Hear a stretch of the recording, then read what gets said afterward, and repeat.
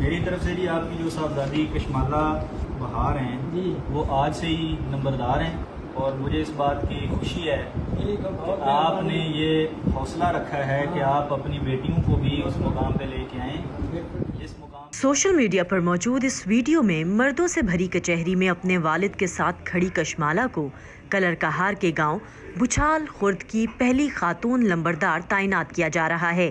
لمبرداری کا نظام شہری علاقوں سے تو غائب ہو چکا ہے، لیکن دیہی علاقوں میں اب بھی موجود ہے۔ دیہات میں لمبردار ایک سردار کی حیثیت رکھتا ہے۔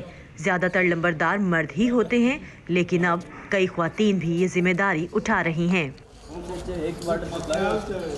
زمینی وراثت جو ہے نا، جس طرح اپنی اولاد میں منتقل ہوتی ہے، اسی طرح مجھے جو ہے وہ یہ عہدہ جو ہے وہ وراثت میں ملا ہے، اور مجھے خوشی ہے کہ میرے والد صاحب کی یہ جو وراثت تھی یہ ادھر آ کے ختم نہیں ہو گئی کہ ان کا بیٹا نہیں ہے۔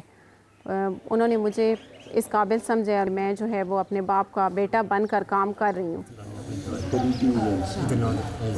نمبردار کا جو کانسیپٹ ہے وہ ہمارے لینڈ ریونیو سسٹم میں ایک ہیڈ مین کا ہوتا ہے، وہ ایک وومن بھی ہو سکتی ہے۔ کسی بھی فصل کو کٹنے کے بعد ریونیو کلیکٹ کیا جاتا ہے، اس کی جو اسٹیٹ کا اس کے اندر شیئر ہوتا ہے، that is watched and done by the نمبردار۔ اور اس کے علاوہ بیسک اسیسمنٹس یا بیسک ویریفیکیشنز وغیرہ اٹیسٹیشنز جو کہ گاؤں کے لیول پر کی جا سکتی ہیں، وہ اس کی ذمہ داریوں میں شامل ہوتا ہے۔ کشمالہ چونکہ حال ہی میں اس عہدے پر تعینات ہوئی ہیں، تو ابھی وہ علاقے کے لوگوں سے میل جول بڑھا رہی ہیں۔ سرکاری سطح پر یہ عہدہ ایسے شخص کو دیا جاتا ہے جو اپنے علاقے میں چند ایکڑ اراضی کا مالک ہو، لیکن پاکستان میں لمبرداری اکثر نسل در نسل چلتی ہے، کیونکہ لمبردار کا خاندان علاقے میں اپنی ساکھ بنا لیتا ہے۔ ڈسٹرکٹ چکوال کے 2 اور دیہات میں بھی خواتین اپنے گاؤں کی سربراہ ہیں۔ انہی میں سے ایک 4 سال سے لمبردار ادیبہ الطاف سے ملنے ہم ان کے گاؤں ریڑہ داخلی غازیال گئے۔ میرے دادا نمبردار تھے، میرے ابو نمبردار تھے۔ میں اگر نمبردار بنی ہوں تو ان لوگوں نے مجھے منتخب کیا ہے۔ بچوں کی پیدائش کے سرٹیفکیٹ ہوں، کوئی ڈیتھ سرٹیفکیٹ ہو، شناختی کارڈ کا ہو، بے فارم کا ہو، وہ میں تصدیق کر کے دیتی ہوں۔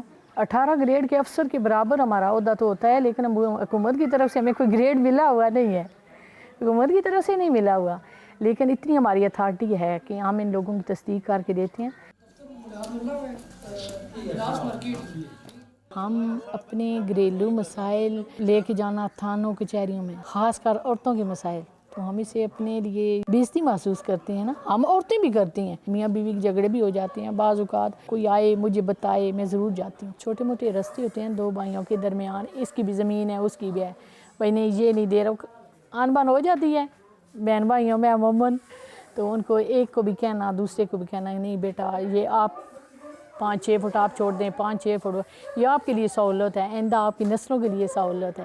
وہ اس طرح کی باتیں ان کے ساتھ کرنے سے شاید وہ مسئلے ہمارے چھوٹے چھوٹے حل ہو جاتے ہیں۔ مجھے خوشی ہے اس بات کی کہ جس طرح میرا جو واسطہ ہے وہ بڑے بزرگوں سے بھی ہوتا ہے، وہ بھی اپنے معاملات لے کے میرے پاس آتے ہیں، تو انہیں بھی اس طرح نہیں ہوتی ہچکچاہٹ کہ یہ عمر میں ہم سے چھوٹی ہے تو ہم جو ہے وہ اس کے پاس جا رہے ہیں، تو میں بھی جو ہے وہ کوشش کرتی ہوں کہ ان کے معاملات کو حل کروں۔ نہیں، باہر جو اپنے مسئلے لے کے آتے ہیں ان کے سامنے بھی ایسے ہی بات کرنی پڑتی ہے۔ یہ ہے انسان کے اپنے اندر کانفیڈینس ہونا چاہیے کہ وہ اس ٹھاٹ کے ساتھ ان کے ساتھ بات کر سکے، وہ انہیں یہ نہ ظاہر ہونے دے کہ میں ایک عورت ہوں، میں کمزور ہوں۔ کیوں کمزور ہوں؟ میں بھی ان کے شانہ بشانہ چل سکتی ہوں۔